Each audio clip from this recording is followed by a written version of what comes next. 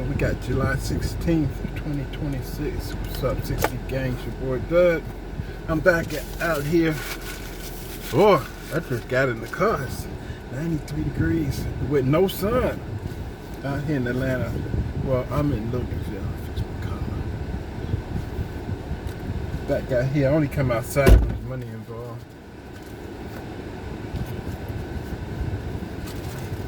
We headed to Atlanta, and then from there, I gotta go to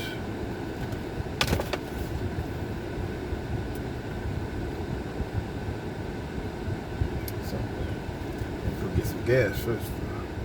Eat, bro. How you guys doing? Thank you for stopping by my channel. Make sure you like and subscribe. Share with a friend. Okay, so we're going to Atlanta.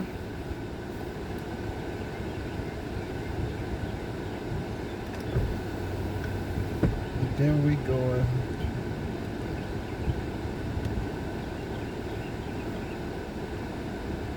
to Fayetteville, Georgia.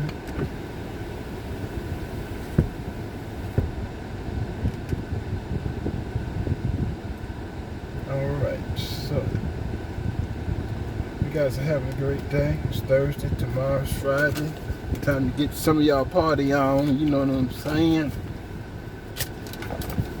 I gotta go in. What the fuck is... Oh, I need some gas. First we gotta go get some fuel up in this mofo.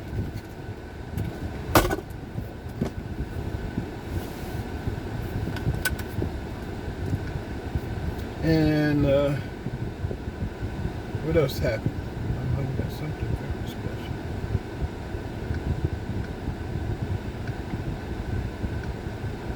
Came out today that Donald Trump was right about the election in 2020. He did win Georgia.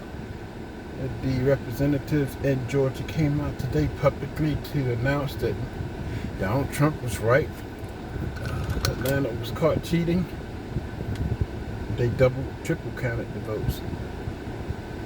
And it was just verified today. So they came out. So expect the announcement from Donald Trump today. He's going to have public address, I think tonight about 8 o'clock, where he's going to show video and tell you all about the findings of election fraud for not only 2020, but what's going on in California and the surrounding areas with that bitch. So all you Donald Trump haters, Donald Trump is a racist or fascist, hey, you've been coming out on top every time comes out. Damn, he was telling the truth. Now, who would knock that man's mailbox down? Let's roll out. That had to be a utility truck or the garbage man, one of the two. So, if it been down all day yesterday, it was the damn garbage man, not that motherfucker. A brick mailbox knocked it all the way down.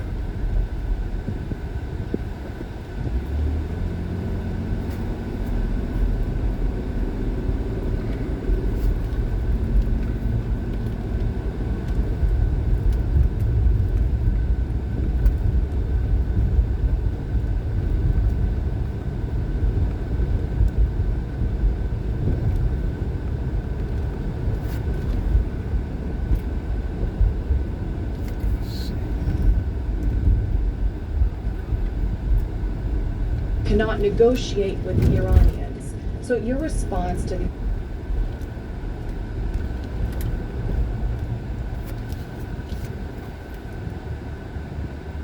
so far, including my 2 kids who I signed up during my maternity leave. There are a few things I want to make clear about this massively beneficial program that has the potential to literally transform the financial future of this country. First, any child under the age of 18 is eligible to have a Trump account opened in his or her name. This is a free investment savings account that costs nothing to open.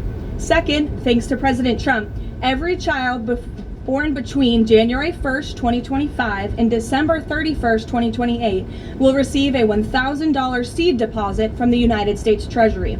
Third, parents, guardians, relatives, and friends can contribute up to $5,000 per year combined for each child.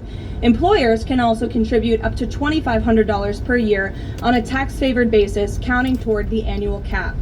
The president believes there is no better investment than in America's children. Government projections show that a child whose family maxes out contributions could see the account grow to nearly $300,000 by the time the child turns 18. This is, I think we can all agree, an enormously powerful head start toward the American dream. These funds can be used for college, starting a business, or purchasing a home. This is truly a transformational, nonpartisan program. So I encourage everyone listening with a child to establish a Trump account today for your child, and tell everyone you know with children to do the same. The app is also incredibly inviting and easy to use for parents at home. Finally, let's turn to the border.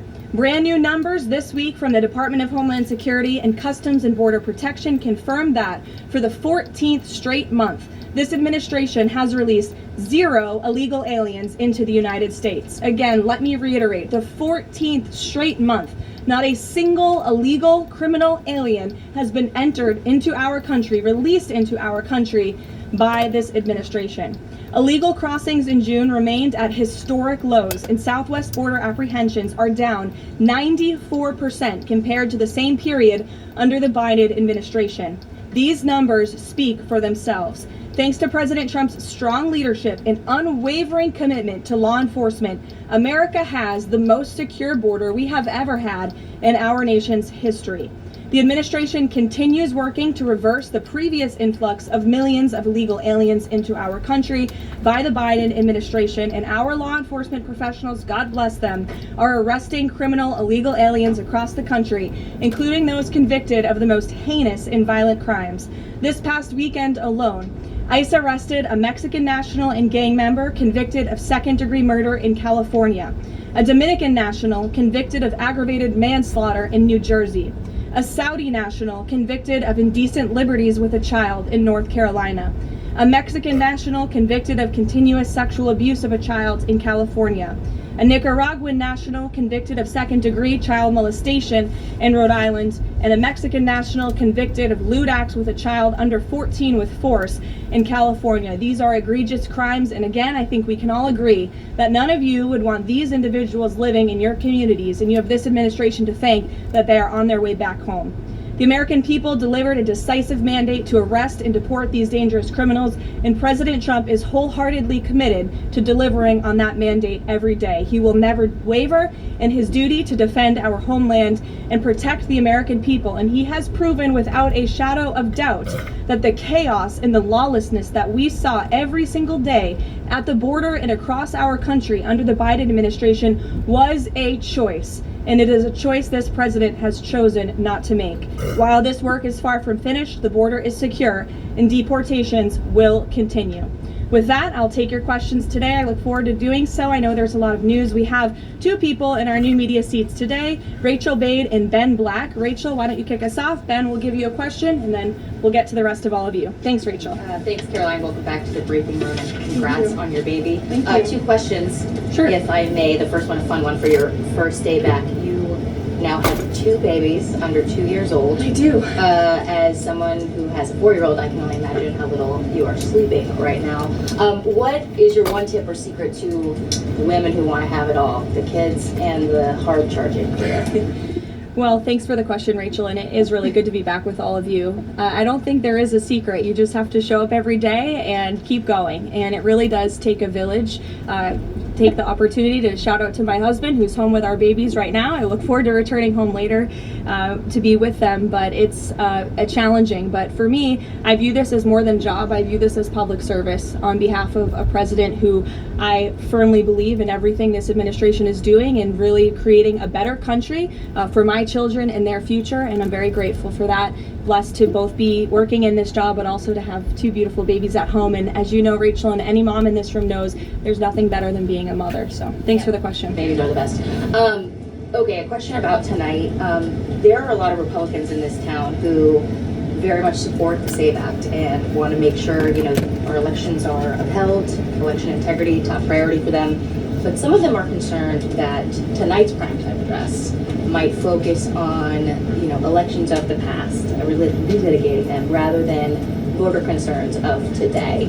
I'm wondering, can you tell us if the president tonight is going to talk about the economy? You just talked a lot about the economy and what we're seeing there. And what does the White House say to Republicans who are worried that election issues like this could actually turn off swing voters?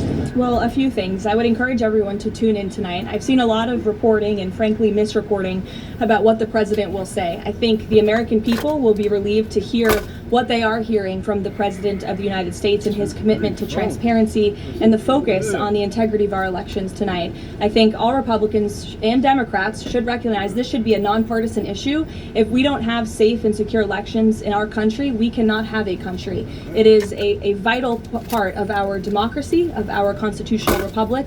The president will be speaking about that tonight. And in addition, at the very same time, of course, he is working on all of these economic issues that the American people have at home. I just read to you the latest inflation numbers are looking good, the best report in 6 years. The president, Republicans and Democrats and all Americans have this president to thank for the largest tax cuts in American history, which every Democrat on Capitol Hill voted against. You have this president to thank for the Trump accounts for our children and securing the future of the American dream. So this president is doing a lot, but obviously safe and secure elections are a true tenet of our constitutional republic, and the president will be speaking about that tonight. Thank you. And Ben, please. Hey, so I'm from England. I've been following the World Cup all around, absolutely loving it. Unfortunately, we got knocked out last night, so I'd love to ask you a favor. I'll skip over that. Tough day for you today. Yeah, it's all good though. But I want to know, so all these football fans coming to America, absolutely having a great time. I've had an amazing time. What do you want these football fans to take away from their time in America? Sure. Well, I'm so glad you enjoyed your experience here in our country, and sorry for the loss. We look forward to the final match on Sunday, and I know the president looks forward to attending, but I think the world saw that this president and this country is able to put on the greatest show in sports in the world. And we are a kind people, we are hardworking people, and we have the best country on the planet. And I know I've loved seeing the videos from foreigners from around the world who have traveled to the United States and have been quite surprised about how lovely and enjoyable the United States is. I don't think we get enough credit from the international media around the world, but we encourage everyone to come and experience America for themselves. So thanks for being here. Absolutely. And safe travels home. You're welcome. Caroline. Garrett. Caroline, welcome back. Good to see you. Likewise. So did agree that this speech tonight is about elections past, not elections upcoming. The 2020 election has had dozens of recounts, lawsuits, audits. 2024 election widely believed to be safe and secure. There's not really any question about that. A lot of people Because look it at was this. too big to rig. Well, I think a lot of people look at this There's a and massive wonder. amount of votes for this president. That's why he's in the Oval Office There were, right now. no one disputes that. And there were a significant amount of votes for Joe Biden, who won in 2020. And I think the question is, why is the president unable to let this go? Well, first of all, Garrett, I think part of the problem is that the media has refused to acknowledge that tens of millions of Americans across the country share the concerns of this president about the sanctity of our elections. And your premise of your question, you're jumping ahead to a conclusion in this speech before even hearing it yourself. I think that everyone should tune in tonight, including the people in this room, and you should report on the president's speech and the findings that he is going to reveal in this speech with a little bit of honesty and a little bit of integrity, because it will shock you if you have an honest eye listening to the president tonight, and everything he is saying will be backed by facts and by evidence that will be provided this evening. And again, Garrett, I think all Americans, Democrat, Republican, should agree that we are the greatest country in the history of the world. We should have the safest and most secure elections in the history of the world. And what the president will be speaking about tonight will show you that perhaps that is not the case, and we need to make some adjustments moving forward, including the Save America Act, as Rachel pointed out, is a key legislative priority for this president on Capitol Hill, and he wants to see all senators and members of Congress voting in favor of the Save America Act, because it's crucially important as we move forward. Aisha. Hi, Caroline. Welcome back. Thank you. Assuming the pink is for your baby girl. You know, I didn't think that, but I guess it is now. Thank you. We've talked a little little bit about what the president might say tonight, but the other question is, who is running the teleprompter tonight after this report that the other guy is now under investigation for making money off of reading the president's speech? Obviously, I'm aware of the report. The president is too. I spoke with him about it. He believes it's deeply unfortunate and frankly a disgrace. And the individual that was cited in that report is complying with the CFTC but has been put on paid administrative leave. So there will be a teleprompter operator tonight, of course, but it will not be the one, unfortunately, in that story. One more on Iran. The Vice President, J.D. Vance, went on this podcast with Joe Rogan yesterday, talked about Israel, in which he said that there are some people within their system that we know beyond a shadow of a doubt who are manipulating and trying to change American public opinion to keep the war going on indefinitely. Does the president agree with that statement? I think the president would certainly agree that, yes, foreign countries certainly do try to persuade American public opinion. There's no doubt about that. I think it's just a basic fact. Ed. Good to see you, Caroline. Following up on the teleprompter and then one on tonight's speech, what steps is the White House taking to ensure something like that doesn't happen again? Well, the White House has extremely strict ethical guidelines with respect to issues like this. And as I just told you, this individual will no longer be here. He'll be on paid administrative leave. I'm sorry, without pay. The administrative leave is unpaid, to be very clear. That was a decision by the president. So I think that speaks for itself. Leaking information. Concerns about the election. Will the president accept the results of November's elections? Look, Ed, you should tune into the president's speech tonight before you jump ahead to conclusions about what's actually in the speech. Again, I've seen a lot of reporting and misreporting about what the president will say. We hope CBS will take the speech and all Americans should take it. Okay, but I'm not presuming it. I'm just asking will he accept the results? Caroline, two questions from the Trump account. First, following the birthright citizenship case, is there concern that babies that are born to illegal immigrants here in the United States are not excluded from these accounts? And also, since the $1,000 per child from the Treasury seeds these accounts, can you assuage concerns from those who feel this is wealth redistribution? I would certainly not describe it as that. As you know, this was an incredible private-public partnership. We had incredibly generous Americans, Michael Dell, and many others who contributed to the fund for the Trump accounts. So that money will then be passed along to America's children, which I think is a great thing that all Americans from all political persuasions can agree upon. With respect to your question on birthright citizenship, I think the president has made his view and the White House has made our view on this case quite clear. We're going to continue to move forward to work with Congress, hopefully in the future, to remedy this problem in our country and to ensure that we cannot have this scam continuing where you have foreigners from all around the world traveling to our country to give birth to babies who are then given the greatest privilege on the face of the planet, American citizenship. That's not how our founding fathers intended this country to work or to operate, and the administration is committed to finding solutions to remedy that. They have access to the Trump accounts, those are children of those illegal aliens? That's not something I've discussed directly with the president, so I don't want to speak out of turn on that. As you know, Carrie, all American citizen children are able to access the Trump accounts as it stands right now. Sure, go ahead. Thank you very much, Mark Stone from Sky News. Can I switch to Iran, please? Sure. And specifically, the Manab school attack. 120 children dead, 26 of their teachers. A Sky News investigation released today points to all this being a tragic mistake by America, by the US military. So could you explain, please, why the president is repeatedly saying it wasn't America when he hasn't actually, he says also that he hasn't even seen the report? I can't speak to the Sky News investigation respectfully because I have not read it. All I can speak to is what the president has said as I speak on his behalf, and the investigation continues, and we would defer you to the Department of War for further questions on it. I'm following up, if I may. Sure. I just want to My answer is understand. not going to change. I just want to understand why he consistently says it wasn't us, we didn't do this, when all the evidence and indeed the preliminary report and we've spoken to a military insider who says this was human error. Well, that's the president's opinion, and at the very same time, he has said the Department of War is investigating the matter, and we would defer you to them for any questions with respect to the investigation, which obviously has not been released yet. I would defer you to them for further questions on it. But there's been, I think the president feels that way because he knows that our military always acts in good faith and absolutely never targets civilians or children, unlike the other side of this conflict, Iran, who is well known for killing women and children and innocent people in their country for a very long time. So you should focus on that in your reporting. Danny. Thanks, Caroline. Welcome back. Another World Cup question, much as it pains me.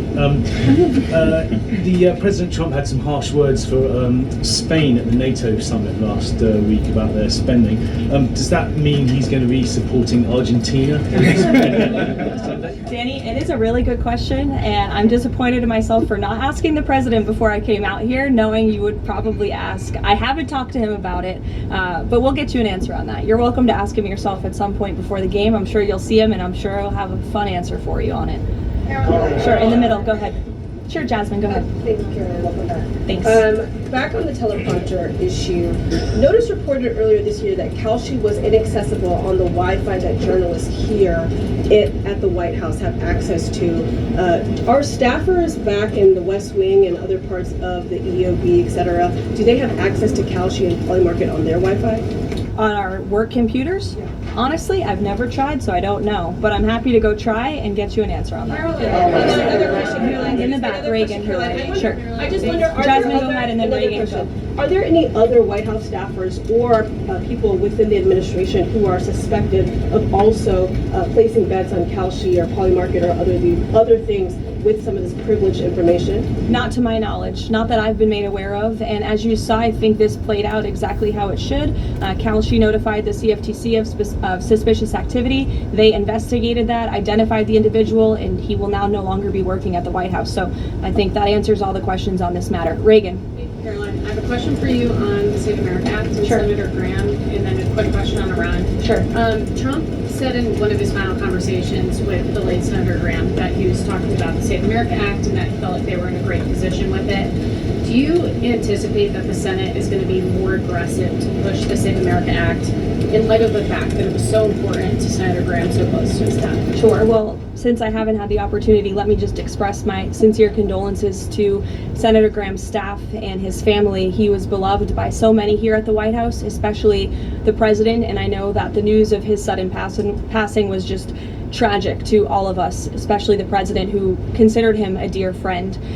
The Save America Act, as I said, Reagan, is of vital importance to this president, and he wants to see it move forward. I understand that Capitol Hill and Speaker Johnson are moving forward with attaching as many elements of the Save America Act as possible to the Budget Reconciliation 3.0. Here we go. The president is supportive of that process, and he hopes that Republicans will vote for this important piece of legislation. The Budget Reconciliation Bill not only will address the Save America Act, but also ensure important aid for our farmers and our war fighters, which the president supports as well. Brian. Thank you, Caroline. Welcome back. Thank you. On the Kalshi situation, I have just a few questions on that. Sure.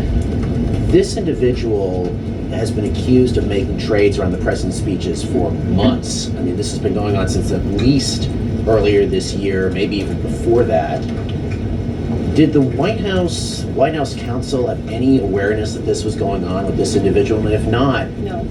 So if no, then why not? Is there any sort of plan in place to try to figure this out, to see if anyone else is doing this, or to track future people see if they're making these types of bets in the White House? Any discussions around that? Look, there are very strict ethical guidelines here at the White House that explicitly state not to do this, and the White House counsel's office makes that clear to all of us who sign up to work in government on behalf of the president. So I think there has been a plan in place. This individual unfortunately violated the plan, and therefore he's paying the consequences for it. I don't know why there's further questions I on just want to follow on this, but then doesn't that leave open the possibility, even though there are the rules, there's no disputing there are strict rules on this, but if there are no mechanisms in place, and then I'm not saying that there should and should not be, but if there are none in place to try to track this happening inside the White House and inside the executive branch of the government. Doesn't that leave it open to possibility for this to keep happening or happening again, and these result people making bets like this inside the administration? Again, there are very strict ethical requirements required by all staffers and officials here at the White House, and if they are violated, people will pay consequences for that, as you're seeing with this case. Libby.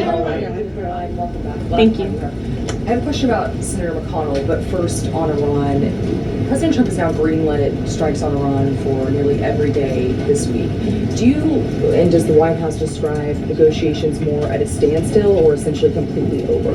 Well, I've spoken with the president about this as recently as an hour ago. Iran very much continues to talk to the United States of America and express that they want to make a deal with us because they are suffering devastating blows on behalf of our United States military. The reason, and this is important for the American people to understand, the reason for the recent strikes over the course of the last several days is because Iran violated the Memorandum of Understanding that we struck with them.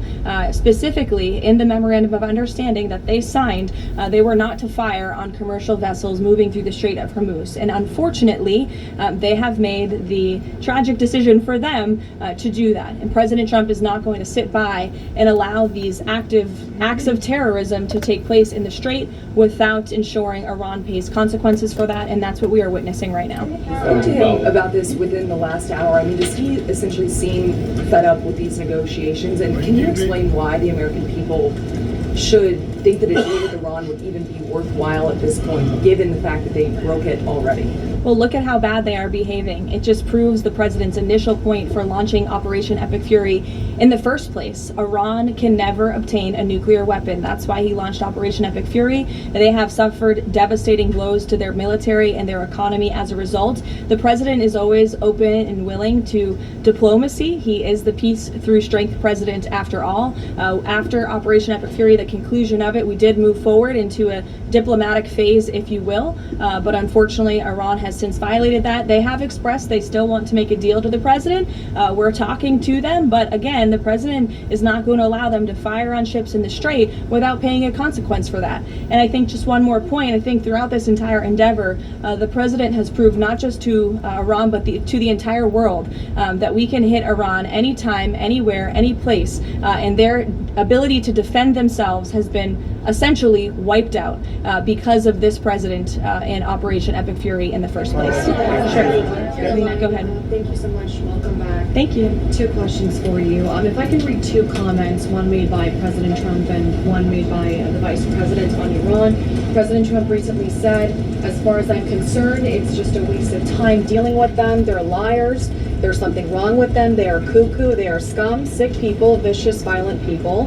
And then Vice President Vance went on Joe Rogan last night and he said, I'm very frustrated by the Americans and frankly by people in other countries who say you cannot negotiate with the Iranians.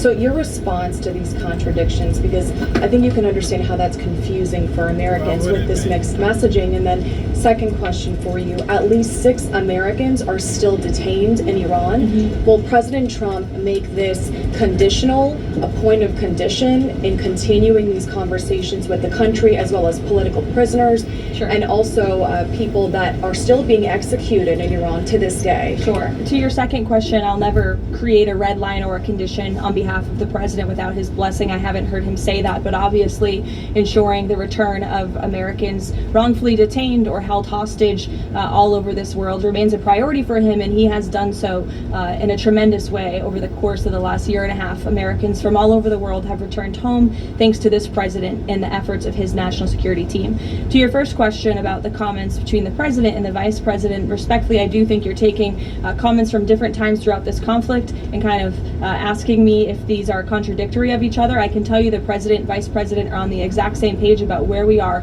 right now in this conflict. And the fact that you do see elements of what's remaining in the Iranian regime that are more willing to make a deal, and then other elements who are not so maybe willing to make a deal, shows that Operation Epic Fury was incredibly effective because we neutered their ability to communicate with one another, and they are a fragmented system. They are not the once very strong, powerful terrorist state that they were before this operation, which was one of the ultimate goals. So we'll continue to work through the process, and as I said, the president will hold them accountable when they turn their back on the words that they state to the United States, but he is always always open to diplomacy at the very same time. Thank you, Caroline. Sure.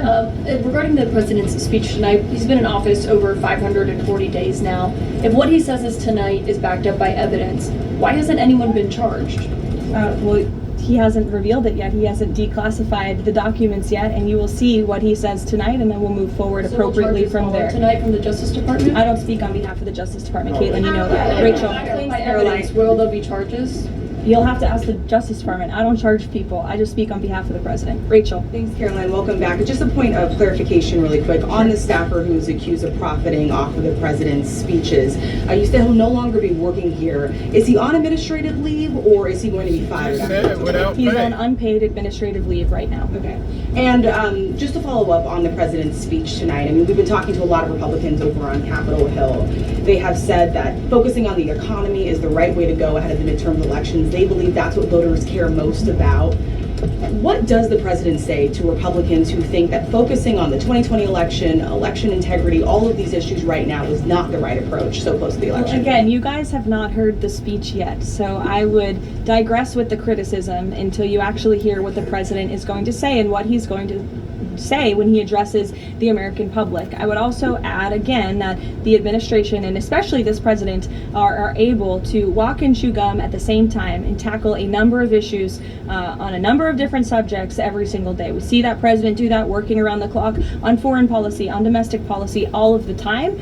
You all report on it, you have to keep up with it, so I think you can agree with me on that point. And I would also add the president will continue to be traveling all around the country to talk about the economy. We were just in Pennsylvania a couple weeks ago touring a Mack truck facility, which has been greatly strengthened and enriched because of this president's economic policies over the last year and a half, and he loves doing that and he will continue to do so. Jennifer, go ahead. We have seen with the increased right, so real decrease in traffic through commercial traffic through the Strait of Hormuz. What is the U.S. doing right now to facilitate flows through the Strait of Hormuz and preemptively address the risk that Houthis will actually choke off the Red Sea oil route and that prices will increase further before November? Sure. Well, two separate questions. First, let me address what's happening in the Strait right now. We know that there is a blockade of ships directed by the president for ships entering and departing Iranian ports only. This has been fully implemented and is in full force. This blockade was reimposed due to Iran's inability to honor their agreement with the United States of America. More than 10,000 U.S. sailors, Marines, and airmen, along with 2 aircraft carriers and more than 20 warships and dozens of aircraft are executing the blockade mission as we speak. And during the first 24 hours of the blockade, U.S. CENTCOM has redirected 2 compliant commercial vessels and disabled 1 non-compliant vessel. So look, the Strait is open for ships that are not traveling to and from Iranian ports specifically, and the U.S. Navy is there to ensure that can take place. With respect to gas prices, as you know, the price of oil right now is approximately $80 a barrel, maybe a little less. Before I came out here, that's what it was at. Gas prices are down approximately 60 cents a gallon off the peak of this conflict, and the president was honest with the American people from the beginning. There may be temporary disruptions in the oil market, but what we haven't seen is what all of the naysayers said, that there would be massive increases in the price of oil that so many warned about. And that's in large part because of the president's domestic energy policies here at home to revamp our domestic production here, but also the administration has taken many swift actions to mitigate these temporary disruptions. As you know,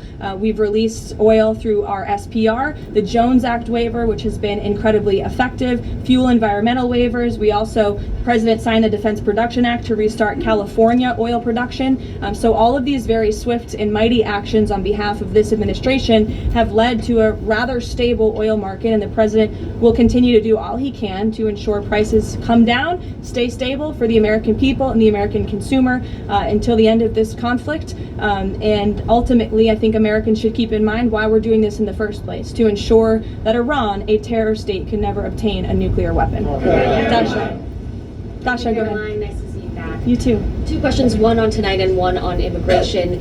It strikes me listening to the conversation in this room about Iran Given the questions that folks on both sides of the aisle have about strategy and endgame, given that the United States has intensified strikes on Iran, typically in a time of conflict, when the president gives an address to the nation, you would expect him to address this conflict. Number one, will he talk about Iran, and why is that not the major topic of his speech?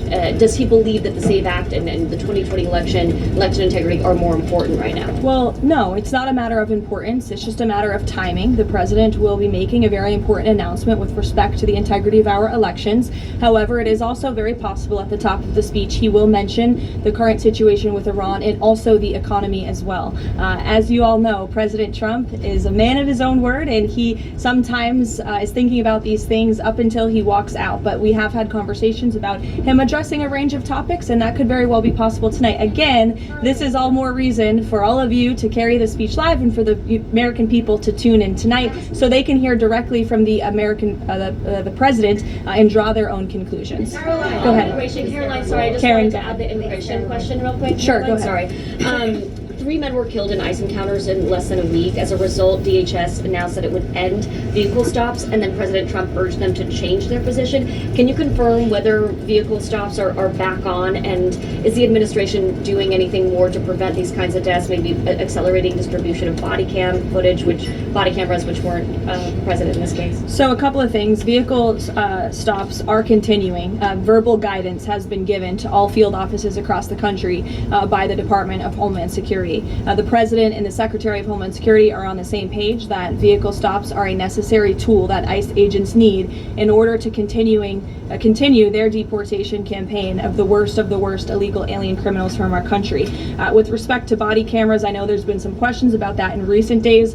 Over half of all ICE field offices now do have body cameras, and the remainder of the field offices are expected within 60 days. It's been a slower rollout than we would have hoped, but that's because of the Democrats' decision to shut down DHS for several weeks. So we expect to fully execute on the promise of body cams to all field offices across the country very soon. Karen.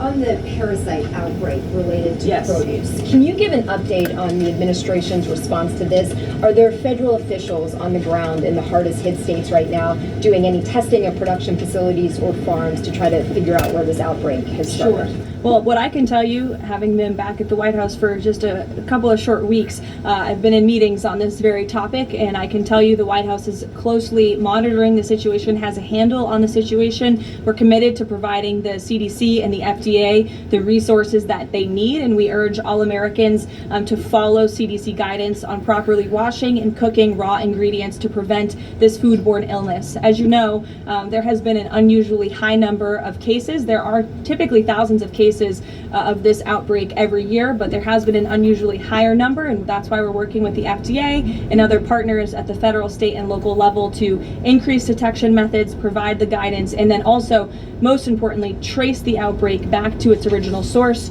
which we are currently in the process of doing. Permanent leadership at the CDC and FDA and any funding cuts, has that slowed the response to figure out where this outbreak has started? No, we've talked to the CDC and FDA specifically about that, and not at all. They have the resources they need to make sure that Americans are fully informed and protected from this illness during this time. Caroline, please. Caroline, welcome back. Thanks. Last year, the administration signed a critical minerals deal, mining deal with Kazakhstan for a little-known U.S. company. It was an agreement that President Trump and Howard Lutnick got tentative approval for with Kazakhstan's president in September. 6 days before the deal was signed, which was in November, the president's older sons with other partners took a 20% investment in a company related to the deal. What did the president know about his son's involvement in this arrangement, and when did he find out about it? From my understanding, Maggie, nothing. I've spoken to the president and his family about this. They would absolutely never do anything that would put the president in a place of a conflict of interest. And we have timelines to give you and to provide you, which we did to the news media at the time when this story broke, to prove that very point that I just made. Sorry, just one second. So the president did not learn about it until it was in the media? That was when he found out? That's my understanding of the matter, yes. Caroline, Sure. Go ahead. Carrie, I'll go to you after. Just thank you. Sure. Thank you. Go ahead. Me? Why don't we just... Okay, thank you very much. Mr. Starting in the very, back. very welcome back. Okay. Thank you. Yesterday, Iran launched a drone attack against U.S. facilities in Erbil, threatening American personnel and the Kurdistan region, one of the American closest partner in the Middle East. What is your message to those responsible? And are you staying with your loyal ally in the Middle East and at least helping them to defend itself? Who launched the attack? You're saying Iran, yes, Kurdistan of course. region. Well, I think I've addressed that previously in saying that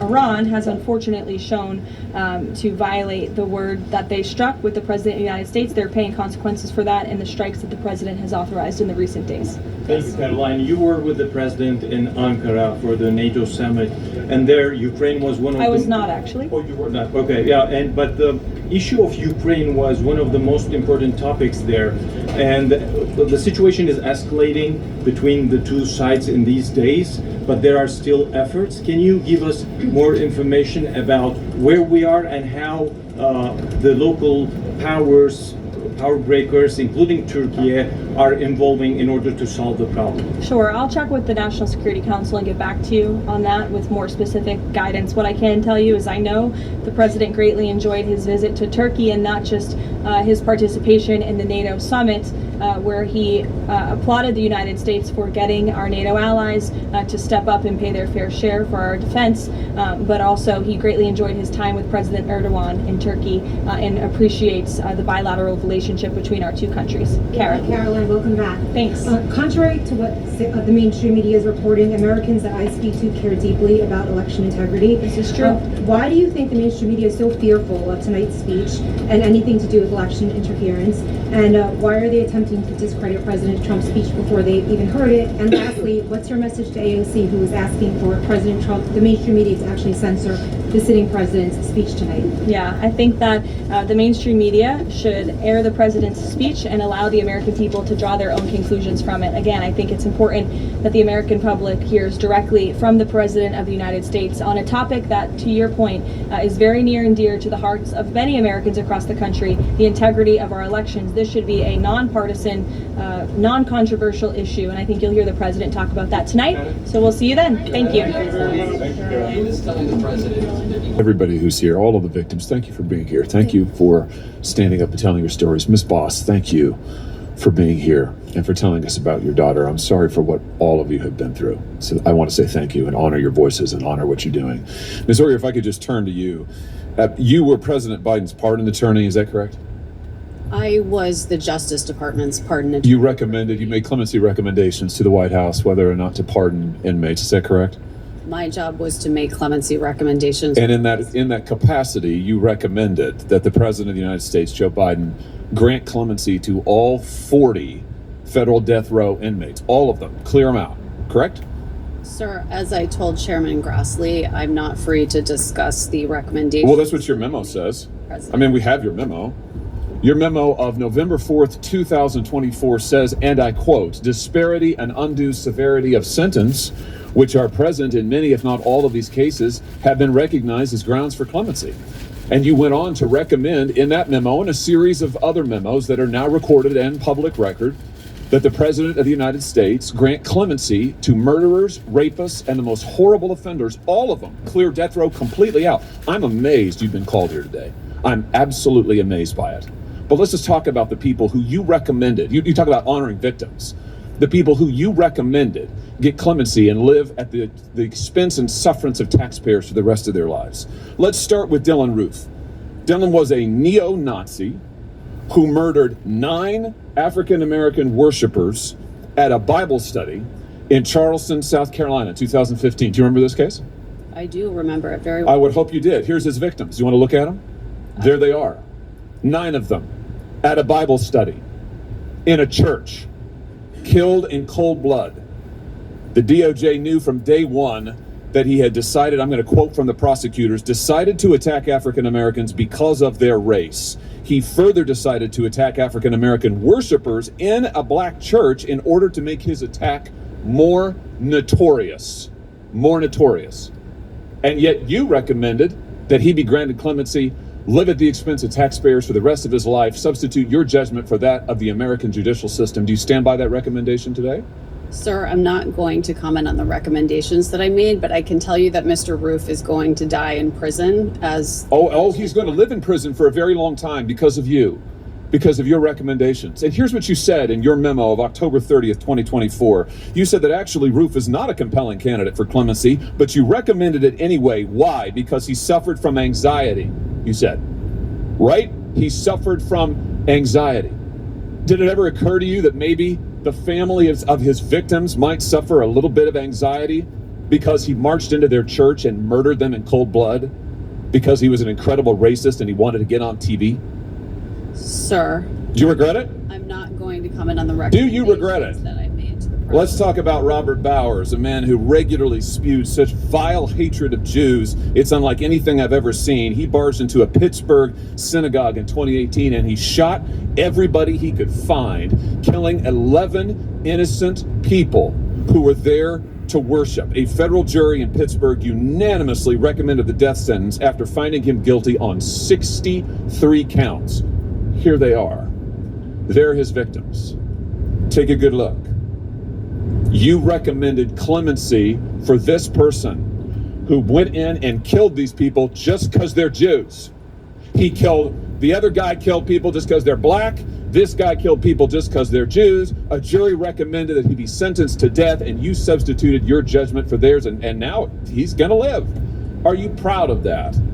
Sir, what I am proud of is the fact that I took my job as pardon attorney extremely seriously. Apparently not seriously enough. You certainly didn't take the victims seriously. Then there's Jorge Avila Torres, who wasn't just a murderer. He was a serial killer and a rapist. Sir, Here is who he assaulted and killed. He sexually assaulted and killed 8-year-old Laura Hobbs and 9-year-old Crystal Tobias in a Chicago suburb in 2005. And then 4 years after that, he committed another murder. He slaughtered a fellow service member, Navy Petty Officer Amanda Snell, in 2009 while she was in her barracks. That's what he did. And you recommended clemency for this individual, and now he'll live his life at the expense of taxpayers because you substituted your judgment for that of the American judicial system, jury, judges, the whole lot, and yet you're here to tell us that you're somehow a victim? I don't think so, Ms. Oyer. I think your judgment is astoundingly terrible. I'm amazed that this side of the aisle has called you, and I just asked my friends on this side of the aisle, do you agree with this? Is this what you want? Do you want these people to be pardoned and live at the expense of taxpayers for their whole lives? Do you want to excuse the murders of African-American churchgoers? Do you want to excuse the murders of Jews in their synagogues? Do you want to excuse the murders of these children? Because that's what she did, and now she's online hawking products to try to make money off of it. I see you've got your own website where you put your face on baseball caps and mugs, thelawyeroyer.com. You're trying to make money on this? Sir, This is unbelievable, Ms. Oyer, and yet you say you're a victim? These are the victims, and you helped victimize them. And what you're doing is wrong. I hope every member on this side of the aisle will repudiate what you have done and what you stand for. Thank you, Mr. Chairman. Sir, From The View, her son Gabriel, he got accused of trespassing on the North Metro railroad tracks in Westchester County, New York. This was back in June. The young man, Gabriel, he was spotted jogging along the MTA tracks in New Rochelle, ignoring the no trespassing signs, mouthing off to the cops when they questioned him. Sources saying that Sonny escalated the situation, allegedly got on the phone with police asking if they knew who she was, telling them that she's Sonny Hostin and that she's on The View. Now that to me should have been enough to have an arrest, but no, I'm kidding here. Now, according to court records obtained by TMZ, Gabriel was cited for the incident, not arrested. The court records also revealed The View, the co-host, listed as the lawyer, where she argued dismissal would avoid imposing unnecessary consequences on a young man who has demonstrated exceptional character and achievement, who poses no risk to the community, blah, blah, blah here. What stands out to me is that she tried to use the I'm Sonny card here, like the police care. But yes, she did. Yes, she did, folks. But who is she really? Who is she really? Where is my beautiful sister? Miss Candyland. Sonny is Miss Candyland. All right. That's who she is. She's a slave holding She just disgusts me. Shelly, what are your thoughts on this story? Okay, so one of the questions I had was, number one, why does a 24-year-old grown man need to call his mommy just for getting a trespassing citation or violation? He didn't call her. I mean, no, he had to have called her because the police, they didn't know he was out, right? So that's number one. Number two, I said, let me. I wish I could have heard the audio because I would like to hear her tone because I know that former federal fuck up. Oh, I'm sorry, the attorney. I could just imagine her little snobby, high bone, yellow, golden hair, fake self was just so snippy and so snobby. And if I was that officer, I would have said, goodbye, hang up the phone. I'm dealing with your son here, okay? I can't even verify who you are. So what you're inserting yourself in this? Let's deal with your son who's a grown freaking man who still needs to suck from Sonny's tits. That's embarrassing. That's embarrassing that she's still raising a 24-year-old tit sucker. Yeah. Nicole, what are your thoughts here? Listen, that's not a big a flex as she thinks it is, because most people who work during the daytime have no idea what the View is and certainly have no idea who the hell she is. But with that said, Shelly made a valid point. You're 24 years old. You take it upon yourself to run past a sign that says no trespassing, then run past a second sign that says no trespassing. And when the police stop you, they're not trying to arrest you. They're just trying to give you a warning not to be trespassing here. And you pull out your cell phone and you call Mommy Dearest. What is she raising? Certainly not a man. Certainly not a man. What's up, everybody? This is Poppin' Politics. Again, 19 nephews, and if they were trespassing somewhere, I can guarantee you the last one they would call would be any of their mothers, because that call would be like, take them with you. Don't give him a ticket. Put him in the car and take him with you, because he can read. Yeah, we taught him to read when he was 3. He's been reading for a very long time. When you break the law, you have to pay the price. She's not doing him any favors by inserting herself into this situation. Federal prosecutor or not, her son can read. He knew he was in violation of law. Pay your ticket and mind your damn business. It does not have to be all of this extra. You don't have to say, well, I'm Sunny Huston and I'm on The View. The View of what? Most people who work during the daytime have no idea who you are, what you stand for. All I know is your son was in the wrong place and he's going to get a ticket for it. He should. Absolutely. I would love to hear that and see that body cam footage. Thank you, BLM. Thank you, BLM, for body cam footage. Yeah. Not only is it entertaining, but people like Sunny have been brought down several pegs by playing their children behaving badly, her husband also behaving badly, and it's just a matter of time before somebody puts her ass on a body camera. If any of you out there in chat land, if you can get your hands on that body cam, the audio call, please send it to us. Please send it to us. Do a FOIA. Let's do a FOIA for it.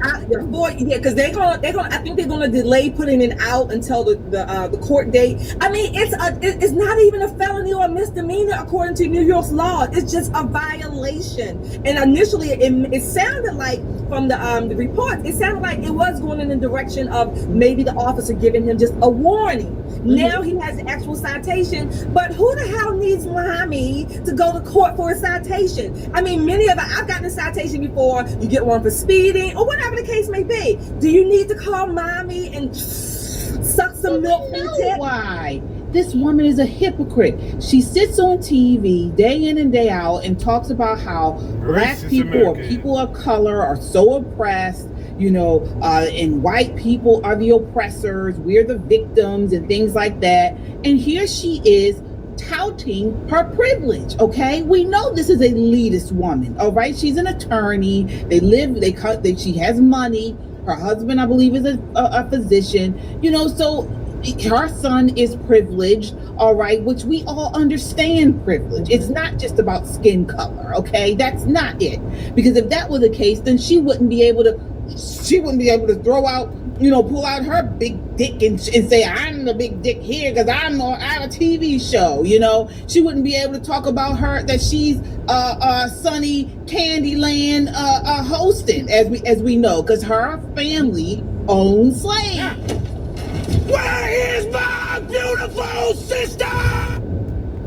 and see whether they were merit-based or race-based or sex-based. Will you do that? If they were race-based or sex-based, they would be illegal. At a heated congressional hearing on DEI, lawmakers from both parties clashed over the future of diversity programs in America.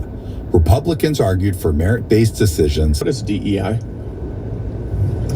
Diversity, equity, and inclusion, as my colleague, Mr. Gonzalez said earlier, is none of those three things. It is an ideology that's based on a philosophy. It comes out of the academic world. It's based on a philosophy that society is driven by we are driven by our environment and our identity, and the world that we live in is constructed from it. As a result of that, we are victims of the world around us, essentially. And in that world, they divide people into oppressors and the oppressed in the Marxist tradition to leverage power. Are DEI policies compatible with meritocracy? They are not. Could you elaborate? Meritocracy is based on the idea that you measure somebody based on what they're doing, not what they look like. DEI policies actually call for equal outcomes for everyone. And so if I perform at a different level than someone else, they are automatically placed in that same level. What do DEI policies mean in practice?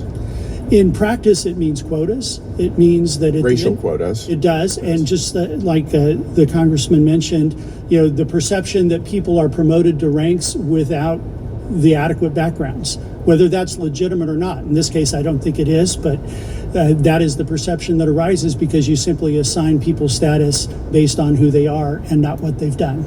Ms. Stepman, racial quotas seem un-American to me, don't they, to you? Yes, and they're illegal. And they're illegal. Under DEI regimes, what races do colleges and universities typically least prefer in their admissions processes? Whites, men, Asians. Men is not a race, obviously, but there actually might be a little bit of reverse discrimination actually going against women now because women so predominate on universities. But yes, whites and Asians primarily. Why do you think that it's primarily those groups?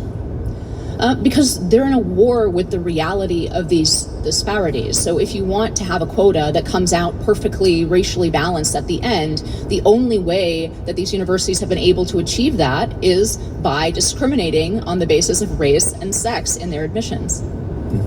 And you mentioned that a lot of colleges and universities, you expect to fight DEI restrictions. Why is that? You said that there was an ideological component there. Right. I think my fellow witness correctly referenced the idea of the oppressor and the oppressed. There's this idea that all differences in culture, disparities, outcomes, all of these are somehow immediately evidence of discrimination and some kind of unjust system. And so there's an ideological commitment to make sure that they kind of force the world to look the way that they think it ought to. And unfortunately, that's both immoral, discriminatory, and it, fortunately for us, it's illegal under the law of the United States. Could you walk us through, practically speaking, what a DEI policy would mean for a college admissions process? It means that in practice, they place a thumb on the scale for applications that may have no more or, in fact, lesser qualifications than other applications purely on the basis of race. And by the way, we saw this in the data in Students for Fair Admissions. Harvard was absolutely discriminating against Asian and white applicants who are comparably situated to other applicants. And we know that universities have been doing this for decades. Mr. Gonzalez, BlackRock has a scholarship exclusively for diverse students. That's their words. What do you think diverse means in that context? Yeah, that is actually diversity should mean that you have people of diverse backgrounds. Often enough, diverse means members of any of the so-called marginalized groups alone, without any participation by Asian Americans or white Americans. That seems discriminatory, does it not? And as Ms. Felter said, it's not just discriminatory, it's also illegal and immoral. Mm-hmm. We see this across the corporate world. Starbucks has a training program for employees limited to, quote, Black, Indigenous, and peoples of color BIPOC partners. Do you think that's discriminatory? And illegal. I think the corporate world, I agree with Ms. Felter. I think the corporate world is, in fact, trying to move away. I've heard many anecdotes of Their goal at the time was for BIPOC representation to be at least 30% at all corporate levels and at least 40% at all retail and manufacturing roles by 2025. That sounds like a racial quota, doesn't it? That's a quota. That's illegal. That's immoral. However, since President Trump was elected, they're actually coming forward and saying, "Hey, we're so glad you're making this illegal. You're discouraging us from doing this. We didn't want to do it in the first place." And so I agree with Ms. Fletcher that the corporate world is moving at a much faster rate than the academy. Do you agree or disagree with Admiral McRaven, General McChrystal, that these firings had nothing to do with merit? No, I have no way of doing that, but there are only several bases on which it's illegal and unconstitutional to fire someone, and that's the purpose of the hearing today, right? Do you think these were merit-based firings? Is there any evidence to suggest they were? The president, we elect a president, not generals, right? So he has to have the legitimacy to choose. Should he fire them based on merit? Ask him. He can make any decision he wants for the people who are working under him because the American people elected him. That's right. He can do anything he wants.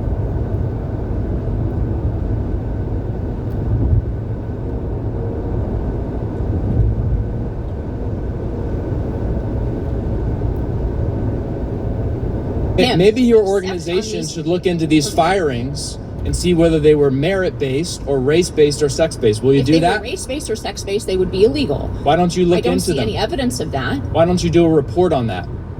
I don't see any evidence of the fact that it was race-based or sex-based, and those are the only ways that is illegal to fire someone. The president can fire somebody for disagreeing with him. Mr. Chairman, my time has expired. I yield back. In your view, what is the current state of academia with respect to DEI programs? Like what's actually happening in there today?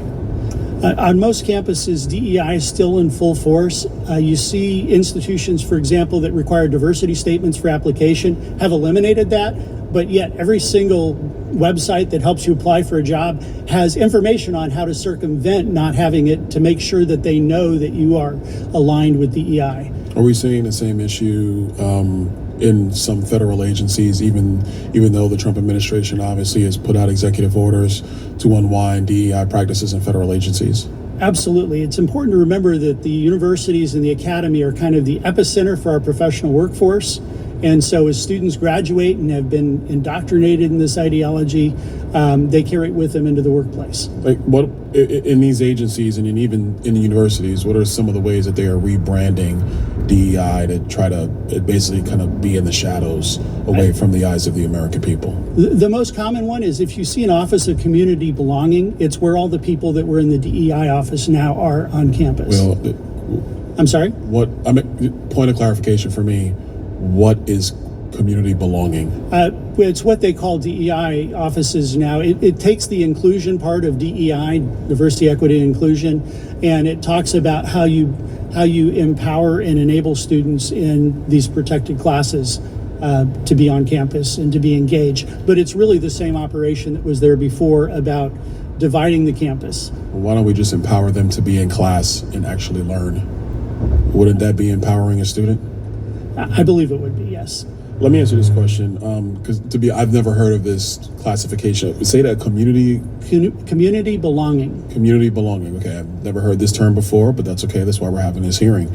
If this is what colleges and institutions are moving towards to shield or to rebrand DEI, what are some metrics or some planks that policymakers need to be looking out for so that while we continue to move towards a true colorblind society based upon merit, that we are examining what's happening at institutions of higher learning who still want to hold on to DEI programs by this name of community belonging? What should we be looking for? Much we should be doing is enforcing existing law. I mean, current laws against discrimination prevent universities from treating students differently. And yet on many campuses, we now have separate graduations. Imagine if we'd had a graduation for white students only, for example, what the uproar would be. And yet on many campuses, we have ethnically based graduations. And so we want to look at enforcing current discrimination law. I think the civil rights focus for so long has been on opening the door to opportunity, and we've allowed this engine to build over it of overt discrimination through DEI. Well, thank you for that. Ms. Stepman, your testimony was actually quite interesting. Quick question. What are some of have you been studying or looking at what some of the current practices in corporate America are around DEI? Is it something that corporate America is largely stepping away from, or are they trying to rebrand similar to what's happening on university campuses? I think corporate America is, for better or worse, is a much less ideological environment than the university campuses. I would expect universities to fight this tooth and nail for ideological reasons. I've been much more encouraged. I think if you had asked me that question just a couple years ago, I would have given you a more pessimistic answer. I've been pretty positively encouraged by the response of corporate America here, although they're definitely trying their best to hide and memory hole all of the things they said in 2020 and 2021. Fortunately, we have records of those statements, both external and internal, and those will be used for litigation. But I do think that they are backing off of some of these commitments. We'll see whether that new commitment to meritocracy is maintained once this administration leaves power. Okay, interesting. Thank you for that. Mr. Gonzalez, do we have a reliable estimate on the cumulative taxpayer dollars spent across the federal bureaucracy on DEI, personnel, contracts, and training programs over the last 5 years? I'm sure that exists. I don't have it, but I can get it and forward to your office. No, I look forward to seeing that. You know, my take is these are about leveling out a playing field that has historically not been level, where there are folks in this country who are all running the same race, but for some people, their lane has obstacles in it. It has hurdles, it has water pits, and that is because of discrimination that was pushed, instituted, and facilitated by government at every single level. So I want to start with you, Dr. Shires. You've written much about how DEI programs fuel racial stereotypes. You talked here a little bit today about your opposition to these programs, and I think that's consistent with what we've heard from our Republican colleagues, as well as Vice President Vance, who I believe called them a deliberate program of discrimination against white men. So let me ask you this. Take a random white person in America today and a random black person. When they go apply for jobs, when they apply for a home loan, when they're getting their home appraised, when they're seeking higher wages, would you say that those two people are more likely than not to be on the same playing field? Legally, yes. I have no clue what that means. In practice, are they likely to be on the same playing field? Yes. I guess what I'm trying to understand is what playing field are you comparing them on? I mean, in your metaphor, you talk about how some lanes on the track have obstacles and others don't. The solution to that is to remove the obstacles. It's not to change the finish line. And DEI changes the finish line, whereas the federal laws against the discrimination are there to remove the obstacles. So if you're asking, if the question is, how do I get to the situation where both of them have the same access? The answer is removing the obstacles and enforcing the law. It's not changing the finish line. Well, there are also DEI programs that remove the obstacles that the president has removed from the federal government. But my question to you is, if a random white person in this country and a random black person in this country go to get their home appraised, right, why is it that the black person is much more likely to get a lower value on their home appraisal? Because they live in a different neighborhood? Okay, great. We'll get to that in a second because that's wrong. Black people in this country were enslaved for at least 240 years. Is that correct? That's correct. Okay, and after slavery ended, you had about 100 more years at least of Jim Crow and legal segregation, where government at the federal, state, and local level blocked black people from owning land, from getting bank loans, from living in certain neighborhoods, from attending certain schools. All of that happened too, right? Yes. Okay, so my question to you is simple. Name the year that the playing field became completely even. I want you to give me a date. Again, it depends on what playing field you're talking about. I mean, if you're looking at for home loans, you brought. I think we talked about home loans and appraisals. For home loans, what year did it become equal? Well, according to the DEI movement in 1991, when they imposed disparate impact. So you're telling me today that if a black person goes and applies for a home loan, they have the same likelihood of getting accepted for that loan as a white person does? I'm saying under the DEI rules, yes, that would be the case. We know in practicality that people have different income profiles and experiences. If you're asking me a person that lives next door to another person, if one is white and one is black and they go both apply for a loan, do I expect different outcomes? No. And if there are, then it should be enforced under discrimination laws. So you're talking about rules, I'm talking about outcomes. So let's play a game of true and false, and let's start with wealth disparities. The median net worth of a white household in this country is $285,000. The median net worth of a black household is about $45,000. True or false? I don't know. Okay, you came here as an expert today in a DEI hearing, and you don't know that? Basic facts about wealth accumulation in this country? All right, let's go to the next one. For every $100 in wealth held by white families, black families hold about $15. True or false? I don't know. Again, I don't know those specific numbers. Okay, well, I have data here. It's true. So we know that the answer here isn't just that black people believe in saving less than white people do, right? It's that government in this country has put one set of folks in a better position to succeed than other people. And it was the law for a very, very long time. And it became ingrained in our institutions. Government was part of the problem. And so it has to now be part of the solution. So let's do this true or false game again for employment and wages. Black workers are far more likely to be unemployed as white workers at almost every education level. True or false? I don't know. That is true. So do you just believe that black people are more lazy or aren't as good at applications? Why do you think that data is the way it is? I think the data is that way it is because our educational system has dramatically failed the black community. And instead of solving it, we just let them into college where they then have a higher rate of failure because they... I wasn't aware that there's a black education system and a white education system. In my district, we have schools that are represented, all races in there, in the same outcomes.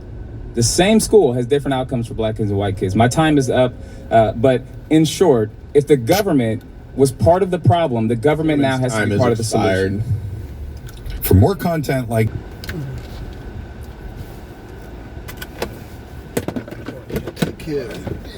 Maybe your organization should look into these firings and see whether they were merit-based or race-based or sex-based. Will you do that? If they were race-based or sex-based, they would be illegal. At a heated congressional hearing on DEI, lawmakers from both parties clashed over the future of diversity programs in America. Republicans argued for merit-based decisions, while Democrats pushed back, saying systematic barriers still exist. Watch the fiery debate unfold right here. Dr. Shires, what is DEI? Diversity, equity, and inclusion, as my colleague, Mr. Gonzalez said earlier, is none of those three things. It is an ideology that's based on a philosophy. It comes out of the academic world. It's based on a philosophy that society is driven by we are driven by our environment and our identity, and the world that we live in is constructed from it. As a result of that, we are victims of the world around us, essentially. And in that world, they divide people into oppressors and the oppressed in the Marxist tradition to leverage power. Are DEI policies compatible with meritocracy? They are not. Could you elaborate? Meritocracy is based on the idea that you measure somebody based on what they're doing, not what they look like. DEI policies actually call for equal outcomes for everyone. And so if I perform at a different level than someone else, they are automatically placed in that same level. What do DEI policies mean in practice? Section 8, free housing, free internet, free phone, and listen to how she mock.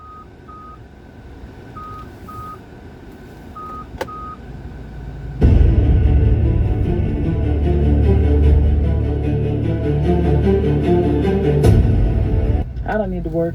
I don't work at all. You right. You right, I don't work. I just stay right here in my bed, snuggled up, and reply to y'all dumbass comments. And I got my Section 8. Yeah. So you pay them this rent here for this apartment. And phone service. Yeah, that too. Yeah. And free internet service. Like all that. Right here. So Are you kidding me? She's bragging about you and me and everyone else that has a job paying taxes that we're paying her bills. Can you believe that? Let me know in the comments what you think about that. She's bragging about us paying her bills. She has free rent, free phone, so she could do her TikTok videos. And every night snuggled up while y'all pay my bills. Yeah, it's a beautiful thing. Now she goes on and she's making, comments and fun about her own appearance, because she received, as you can see, she received a comment from someone making a negative comment about her appearance. They misspelled they misspelled the word there, but she's making comments about her teeth, and that's not me, that's her caption there. But she goes on mocking us. Just listen and hear for yourself. Not you stating the obvious. There's 2 missing teeth. 2 of them. And? And? You think I put myself on the internet with my missing teeth and not expect y'all to talk about it? It's y'all favorite thing to talk about. Check the comments. It's so many of y'all saying the same thing. Can somebody be original? Just be original, please. Sometimes, instead of saying something negative about somebody, maybe you should say something positive. See, okay, here's positive from me. Like, I don't condone saying anything about someone's appearance. So what's positive for me is that instead of laying in bed all day, you go get you some teeth. You go out and try to find a job. Instead of bragging and mocking us about paying your bills. See that? I don't agree with that. I don't agree with making fun of how you look, or you have a couple missing teeth. That's not me. I don't condone that. But I can't say what other people would do. What I do have a problem is bragging about staying at home in bed, laughing about it, mocking us that we're paying your bills. Now, if you went out and got a job, then you can get the benefits needed, the dental benefits needed to take care of that. There's good dentists. I don't know what they're called when they, actually do implants. That's what I'm thinking of, the implant. You can get implants because the government assistance doesn't pay for that. They don't pay for cosmetic surgery. So, yes, we're paying your bills, taxpayers. We're paying your bills. We're paying your phone, your internet, your free Section 8 housing, your food, your EBT, your food stamps. We're paying all that. But the government is not going to pay for you to get implants. If I'm wrong, somebody tell me in the comments if I'm wrong. But I believe I'm right, unless some states do and some states don't. But if she went out and got a job and received the benefits from the job, then she can get the implants. Yeah. But like I said, if I'm wrong, let me know in the comments. And please subscribe to this video, and I would really appreciate it. But let's go on. Let's hear what else she has to say. See, that's my new thing I'm doing now. I'm not arguing with y'all on the internet and cussing and stuff no more. No. I'm staying right here snuggled up in my bed on my Section 8 in my government phone and my government internet service. Yeah. While y'all out there. She's making a statement about people making comments and negative comments or whatever comments. But you're putting it out there on the internet for people to see, which they're going to comment to. And there's